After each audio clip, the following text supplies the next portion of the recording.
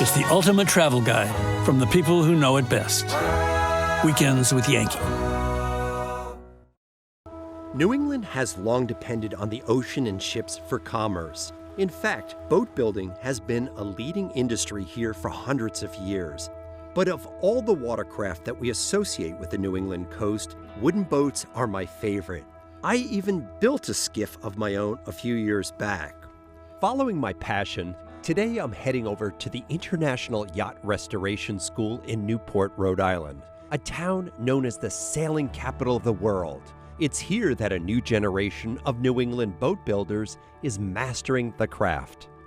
I'm going to meet up with instructor and wooden boat enthusiast Warren Barker, who starts our visit by giving me a tour of one of J.P. Morgan's old boats. Can I come on board? Yes, come right aboard. Oh, come right on. Just step on the teak. I think we'll be okay. Yeah, I know this is teak.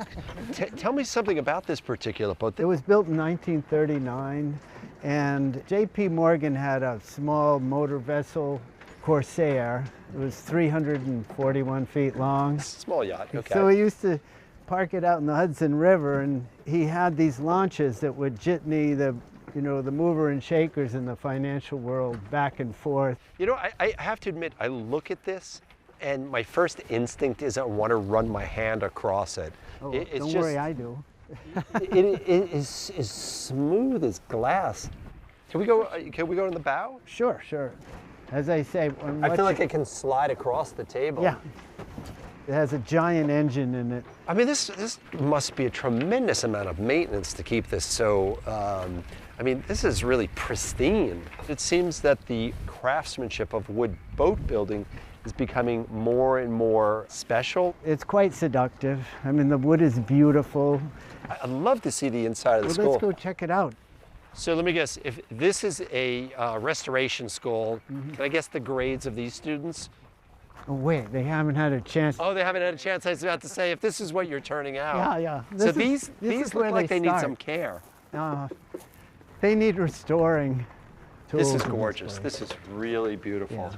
I even like the smell of it. Oh. In this building, we restore boats. Basically, the restoration is an excuse to build exquisite boats. There's something so wonderful about looking at wood in its raw state. We build boats out of wood because we're dealing in traditional techniques. What we find is that by learning to work in wood, that it has excellent hand training. At the end, if you have restored a wooden boat, you have truly accomplished something rare. What's interesting to me and what sort of appealed to me first about boat building is that you actually take a felled tree and it's round and it's got bark like you see here, and then you create a plank. So it's interesting that just to even build a plank is a lot of work. Yes, they can't just go buy a 2x4 and screw it together. They actually have to create each plank of that boat. There's a gang down here. They're going to bend some frame on these molds. And what happens is the heat, that lignin is what holds the fibers together in a stick of white oak. This is white oak. And it loosens when you heat it. All right, he's off. Follow that man. You see? There we go. So you can bend it, and then when it cools, it will retain that shape. Gets its rigidity. Yeah. Yep.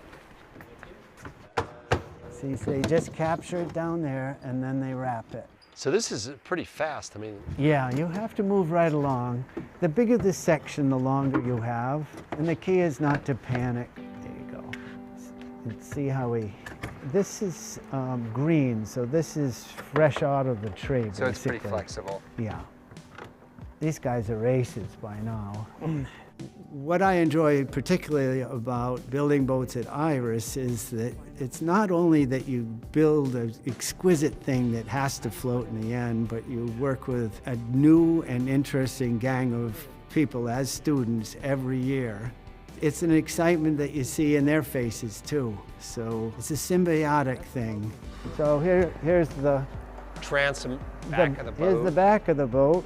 So that will lay right in like that. Okay, and then the stem, which is the bow of the boat, is being built right here. and that will lay in, and then you wrap planks around it. And I really must admit, when you put it in the water, Yeah, yeah. it's great. That's a great feeling.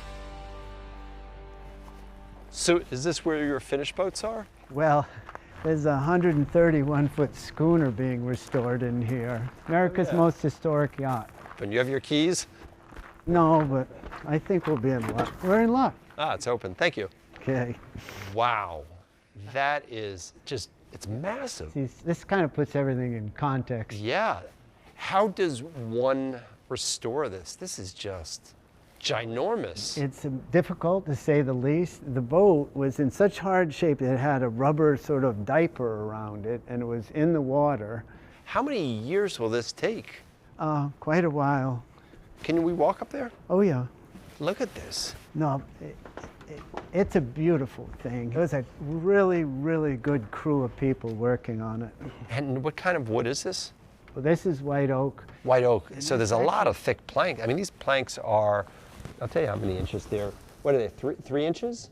I think so. Yeah. 2.5 or 3. 3, yeah. These planks are held on by wooden nails, and there's a wedge on the inside that splits it and holds it to the frame. Now that I'm disappointed that this isn't your boat, I'm only kidding. Do you have a finished boat here? We have several. So over here we have the prototype of the electric launch that they are building also in the first year. And as you can see, it's a little smaller than Corsair, but nevertheless, I mean, it's kind of classy. Oh my gosh. And this will be electric. There's everything. And how long can this run before you need to charge it?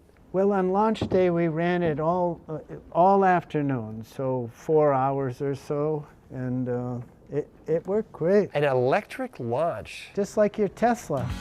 Your students are very lucky to have you. They make it all possible. I get to build boats with a gang. Well, thank you very much. Well, you're welcome. And I'm going to pull my car up to the front and pull it away.